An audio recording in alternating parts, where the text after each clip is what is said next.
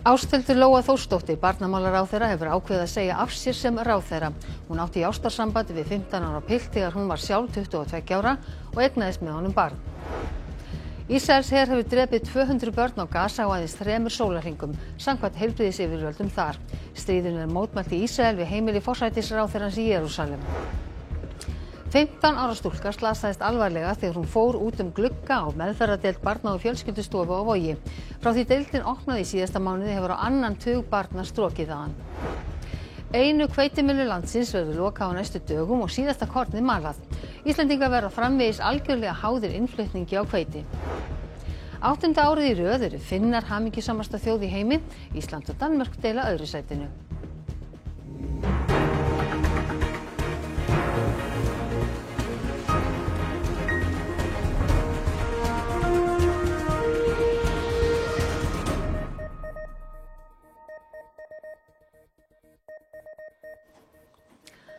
Komið þið sæl.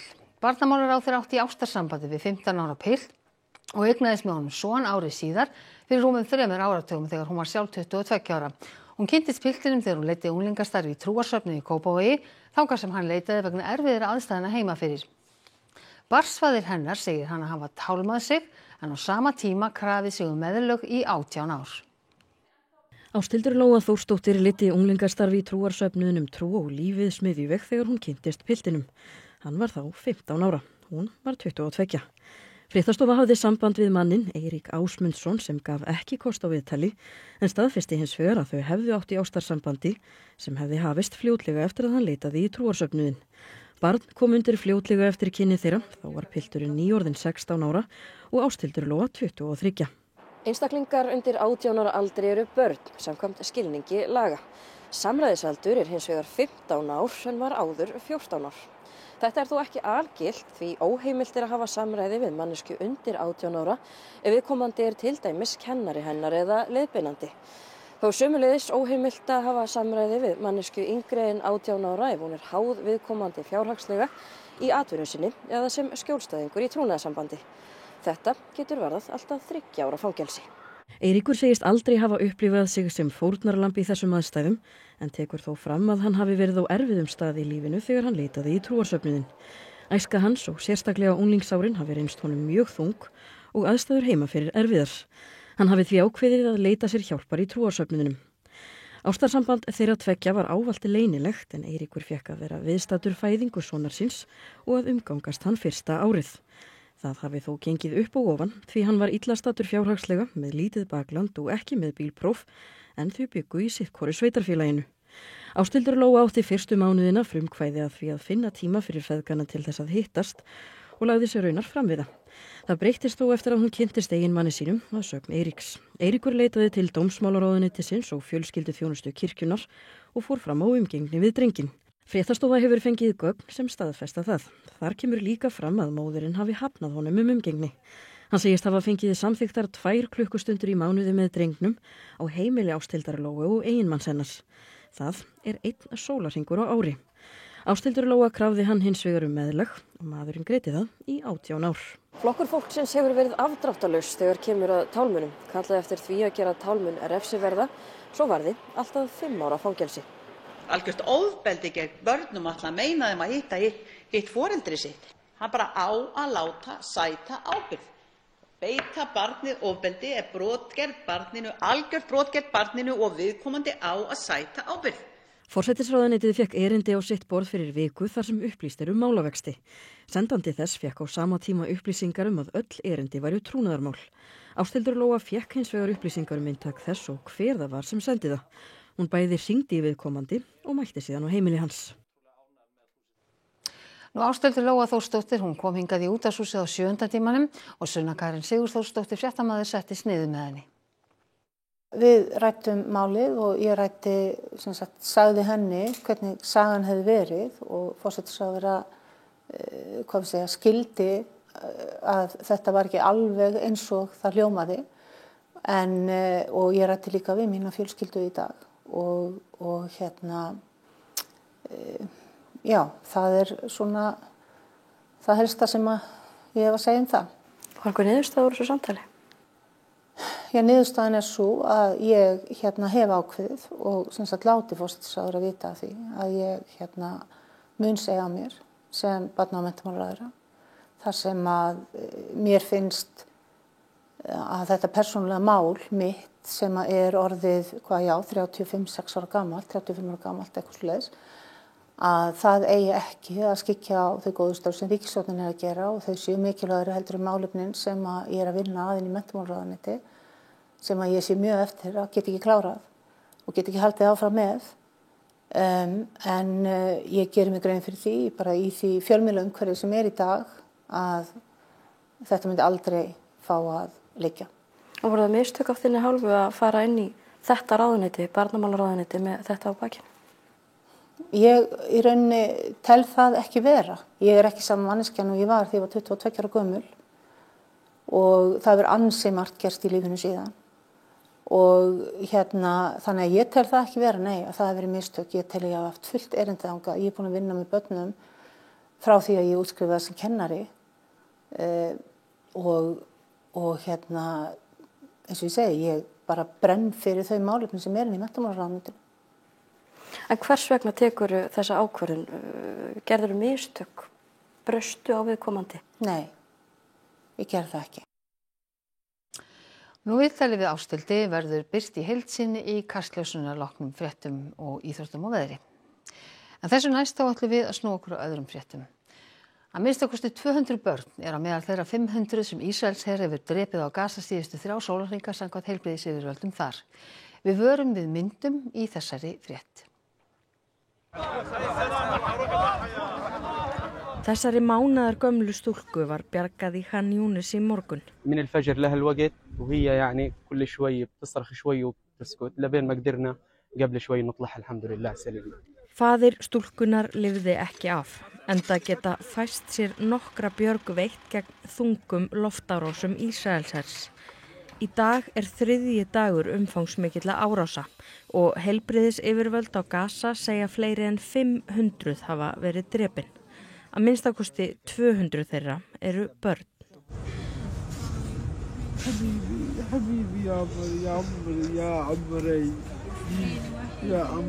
We target terrorists, not civilians. Every innocent life lost is on Hamas's account. Every innocent life lost is Hamas's doing. Í Jerúsalem hafa mótmælendur safnað saman við heimili Benjamins Netanyahu forsætisráðherra 3 daga í röð og komið hefur til átaka við lögreglu. Mótmælendur krefjast þess að stríðinu ljúki og gíslarnir komi heim. And to stop Netanyahu from becoming a dictator. 4 months ago I was here and I was attacked by Bibi supporters. They broke my eye but they didn't break my spirit. So I'm here to protest again.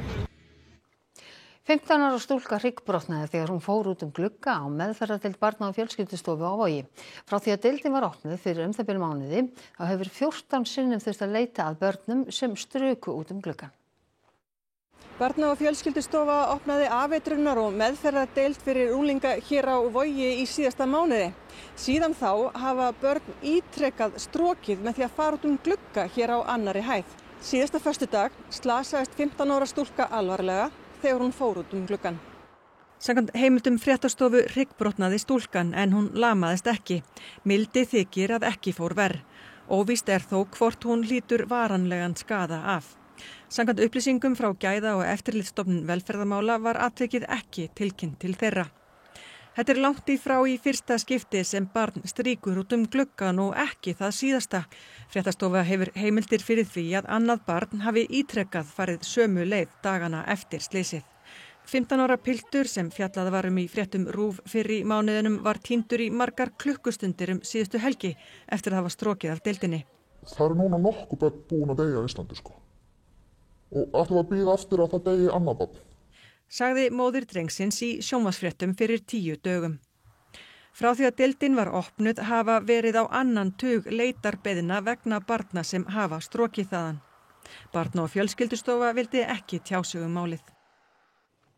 Íslendingar verða algjörlega háðir innflutningi á hveiti eftir að eina hveitimilla landsins hættir að mala korn mánaðamótin. Við þetta snarminnkar birgðastaða á hveiti í landinu. Kornax gert að flytja starfsemi sína og það svarar ekki kostnaði að setja milluna upp á þeim svæðum sem leyfi fæst fyrir, segja forsvarsmenn. Hveitikorn ein mikilvægasta grundvallar fæða mannkyns. Kornax hefur malað og pakkað hveiti hér í korngörðum í tæp 40 ár. En nú hafa Faxaflóahafnir sagt upp leigusamningnum. Þetta eina hveitimillan á Íslandi og nú verður hún ræst í síðasta sinn.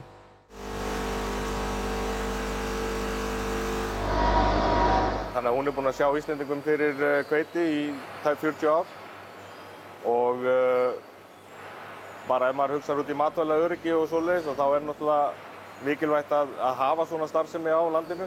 Nú erum við bara að mala síðustu kornin á Íslandi og eftir þessa viku verðum við alfarið komin í innflutning. Faxaflóahafnir eiga þetta húsnæði og ég veit ekki betur en þeir ætla að rífa þetta. Þetta bara alveg hræðilegt.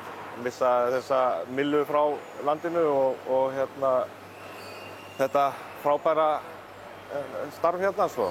Og þessi tæki eru bara orðin það gömul að það erfitt að selja þau áfram, þannig að þau enda ábyggilega bara á hringrás. Kornax malar 10.000 tonn af hveiti á ári sem nú verður að flytja inn til landsins. Við það verður birgðastaðan mun minni. Við kaupum skipsbarma af korni, cirka 2000 tonn. Sem eru alveg hátt í 3 mánaða birgðir af korni. Þessi lager, hann dettur niður í kannski mánaða birgðir ef hann nær því. Kornax vildi reisa nýja hveitimillu við hlið fóðurverksmiðju sem það rekur á Grundartanga. Því var hafnað þar sem staðsetningin uppfyllti ekki skilyrði fjarlægð frá mengandi atvinnustarfsemi í nágrenninu. Og þar verið að vísa í náttúrulega að það sé mengun á því svæði. Og hér á þessu svæði höfum við náttúrulega skemmtiferðaskipin og allt svoleiðis og það tala náttúrulega enginn um það. Við sóttum undanþágu til ráðuneytisins og fengum synjun þar líka. Það heilbrigðiseftirlit og MAST sem að vilja ekki hleypa okkur inn á það svæði.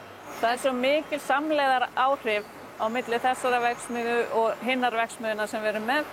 Það hefði sparað hellingspenning og tíma og mannskap. Þannig að það var annarkvort þessi staðsetning eða ekki. Hitt borgar sig bara ekki? Nei, alls ekki. Við erum svo lítill markaður hérna.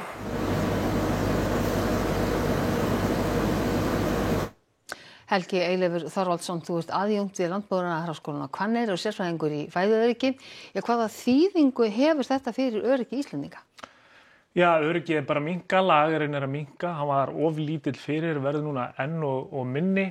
Hveiti mikilvægasta korntegundin þegar kemur að fæðuöryggismálum, þannig að við erum að taka hana öfugskref með að við nágrannaþjóðir og þjóðir sem við viljum bera okkur saman við sem hafa verið að stækka þennan lager í ljósi þess sem að gerast í heiminum í dag. En hvaða þýðingu hefur þessi eina milla? Þetta þjóðaröryggismál?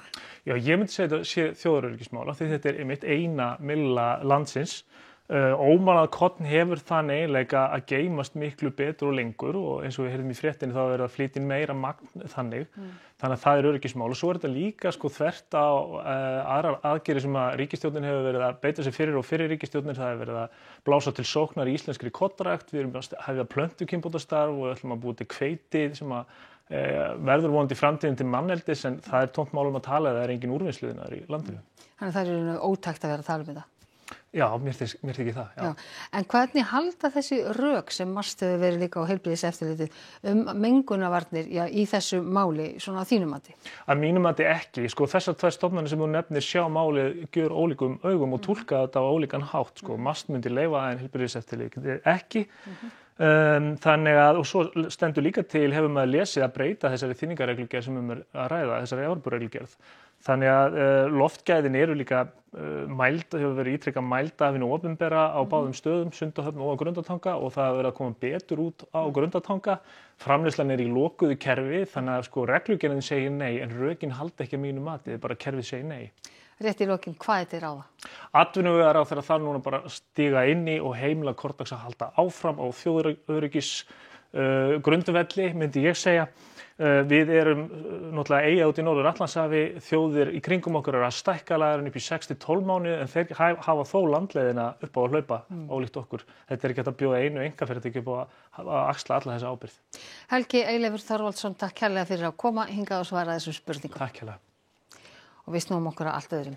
Lántaka og minni þjónustu eru afleiðingar kjarasamninga við kennara að mati aðalhagfræðings Samtaka íslenskra sveitarfélaga. Samningarnir kosta sveitarfélögin samtals 7 milljarða króna. Ýmsar tölur hafa verið nefndar kostnað sveitarfélagana af kjarasamningi við leik- og grunnskólakennara. Til dæmis sagði fjármálaráðherra á dögunum að hann væri 5 milljarðar en sveitarfélögin meta hann hærri. En þessi innborgun og þessi virðismatsvegferð er eitthvað staðar í kringum 7 milljarðar fyrir sveitarfélagastigið í heild. Nú svo koma útsvarstekjur á móti þannig að netto áhrifin eru kannski 6 milljarðar eða 1,1% af tekjum sveitarfélaga út tímabilið. Samkvæmt nýju samkomulagi ríkis og sveitarfélaga sem skrifað var undir í gær tekur ríkið yfir allan kostnað af þjónustu við börn með fjölþættan vanda og uppbyggingu hjúkrunarrýma en áætlað var að kostnaður sveitarfélagana af þessum 2 verkefnum var 5 milljarðar. Þessi breyting hefur mismunandi áhrif á rekstur sveitarfélagana og þau ráða misvel við þessa kostnaðaraukningu. Það mun náttúrulega verða þá þannig fyrir þau sveitarfélög að það þarf að forgangsraða og það mun þá annarkvort koma niður á þá þjónustu eða fjárfestingu í þeim sveitarfélögum nú eða fara í aukna lántöku. Það er bara svoleiðis. Og þetta á fyrst og fremst við minni sveitarfélögin. En þetta verður mjög erfitt sannarlega að fjármagna þetta. Þannig að samkomulaginu sem var skrifað undir í gær er ætlað að koma til móts við einhverju leyti þar hækkanir sem verður vegna kjarasamninga kennara, þá nýtist það sveitarfélögunum misvel. Það er svoleiðis, alveg sannarlega. Sögu- og bókahátíðin Júlíana fer fram í Stykkishólmi helgina. Þetta er í 12. sinn sem hátíðin er haldin í nafni sagna ársins í samtímanum. Greta Sigríður Einarsdóttir fréttamaður er í Stykkishólmi. Já, Greta, hvað er að gerast í kvöld? Í kvöld verður hátíðin sett hérna í kirkjunni í Stykkishólmi eins og þið heyrið hérna fyrir aftan mig. Það voru nemendur í tónlistarskólanum hér að hita upp og gera sig klára fyrir kvöldið.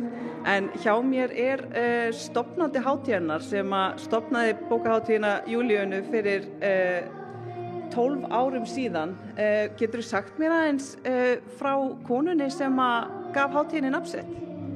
Já, Júlíana hátíð er kennd við Júlíönu Jónsdóttur skáldkonu sem bjó í Stykkishólmi og hún er fyrsta konan á Íslandi til að skrifa bók og gefa út og það er ljóðabókin Stúlka og hún kom út 1876. Og þú ert með alltaf dýrgrip í höndunum, er það ekki? Þetta er frumeintak af bókinni eða hvað? Já, þetta er frumeintak af bókinni og eins og kannski menn geta séð að hún er svolítið snjáð, mikið lesin og þetta er óborganlegu dýrgripur. Í 12 ár var ég búin að leita að henni og þá fann ég hana. Það er aldeilis. Og þið hafið frekari hugmyndir að halda á lofti nafninu Júlíönu, er það ekki? Jú, Júlíana, það stendur til og er í vinnslu að gefa út heildarsafn Júlíönu. Júlíana samdi 2 ljóðabækur sem hún gaf út. Svo samdi hún einnig fyrsta leikrit sem að samið er á konu og sett á svið. Vígkjartans Ólafssonar. Svo var ég að frétta það að þetta var í fyrsta skipti sem að leikrit væri samið úr Íslendingasögunum á Íslandi. Það er aldeilis. Það eru ýmis fyrstu skref sem að Júlíana hefur tekið en hérna næstu 3 daga mun allir bókaunendur hérna á Vesturlandinu skemmta sér saman í Stykkishólmi og við kveðjum hér í kvöld. Takk fyrir það, Greta Sigríður Einarsdóttir í Stykkishólmi. Og við höldum okkur við gleðina því gagnkvæmt traust, rólegheit og náttúran er á meðal þess sem gerir Finna hamingjusama. Þeir eru í efsta sæti á lista yfir hamingjusömustu þjóðir heims 8. árið í röð. Förum bara í sána og látum streituna líða úr okkur, syngur sænsk-finnska grúpan Kai sem tekur þátt fyrir hönd Svía í Eurovision. Og við ættum kannski að hlusta. Fáir stunda gufuböð jafn reglulega og Finnar, sem 8. árið í röð eru hamingjusamasta þjóð í heimi. Listinn var birtur í dag, Ísland deilir öðru sætinu með Danmörku, Allar Norðurlandaþjóðirnar eru í topp 10 ásamt Hollandi, Costa Rica, Ísrael, Luxemburg og Mexíkó. En hver galdurinn á bakvið hamingju Finna? Best að spyrja þá sjálfa. We are really calm, so we have the time to think about things like live our life really peacefully and I guess easily, if you will. People trust each other in Finland, and I think like on many levels in the society we try to support each other. You know, the peace and the quietness and the trustworthiness, you know, how we speak directly, and the nature, of course, and yeah, it's clean and the air is fresh, and yeah, what's there not to love? Bergsteinn, þá það Kastljós kvöldsins. Já, við ætlum að birta viðtal við Ásthildi Lóu Þórsdóttur sem var að segja af sér sem mennta- og barnamálaráðherra eins og fram kom áðan. Sunna Karin Sigurþórsdóttir, hún ræddi við hana bara rétt fyrir fréttir og við ætlum að sýna það viðtal á eftir. Líka ræða við framkvæmdastjóra Frontex sem fer með eftirlit á ytri landamærum ESB og Schengensvæðinu. Hann var hér á landinu í vikunni og við náðum þá tali á honum. Og svo ætlum við að hitta fyrir torgið sem verður á þriðjudaginn. Frábært, takk fyrir það, Bergsteinn. Og við ætlum að líta til veðurs. Sunnan kaldi á morgun, skúrir eða slydduél með landið sunnan og vestanvert, en él á fjallvegum. Lengst af bjartviðri í norðaustan til og hiti verður á bilinu 3 til 7 stig á láglendi við daginn, en svalara að næturlagi og gæti þá úrkoman staðbundið orðið að éljum. En við fyrir nánar yfir horfur næstu daga rétt á eftir, en fyrst skulum við sjá hvað er að frétta af íþróttum. Ísland mætir Kosovo í umspili þjóðadeildar karla í fótbolta í kvöld. Þetta verður fyrsti leikur liðsins undir stjórn Arnars Gunnlaugssonar sem vill koma sínum einkennismerkjum á liðið. Dregið var í riðla í undankeppni EM kvenna í handbolta í dag. Ísland verður með Portúgal, Færeyjum og Svartfjallalandi í riðli. Og nýr forseti alþjóða ólympíunefndarinnar var kjörinn í dag. Kirsty Coventry verður fyrsta kona til að gegna embættinu. Og þá ætlum við að rifja upp helstu atriði fréttatímans. Ásthildur Lóa Þórsdóttir, barnamálaráðherra, hefur ákveðið að segja af sér sem ráðherra. Hún átti í ástarsambandi við 15 ára pilt þegar hún var sjálf 22 ára og eignaðist með honum barn. Ísraelsher hefur drepið 200 börn á Gaza á aðeins 3 sólarhringum samkvæmt heilbrigðisyfirvöldum þar. Stríðinu er mótmælt í Ísrael við heimili forsætisráðherrans í Jerúsalem. 15 ára stúlka slasaðist alvarlega þegar hún fór út glugga á meðferðardeild barna- og fjölskyldustofu á Vogi. Frá því deildin opnaði í síðasta mánuði hefur á annan tug barna strokið á hann. Einu hveitimyllu landsins verður lokað á næstu dögum og síðasta kornið malað. Íslendingar verða framvegis algjörlega háðir innflutningi á hveiti. Þessum fréttatíma er að ljúka og það er komið að íþróttum, veðri og svo Kastljósi. Næstu fréttir í útvarpi og sjónvarpi klukkan 10 í kvöld og nýjustu fréttir má alltaf finna inn á ruv.is og svo má alltaf senda okkur ábendingar á fréttir hjá ruv.is. En við á fréttastofunni við segjum þetta gott að sinni, verið sæl.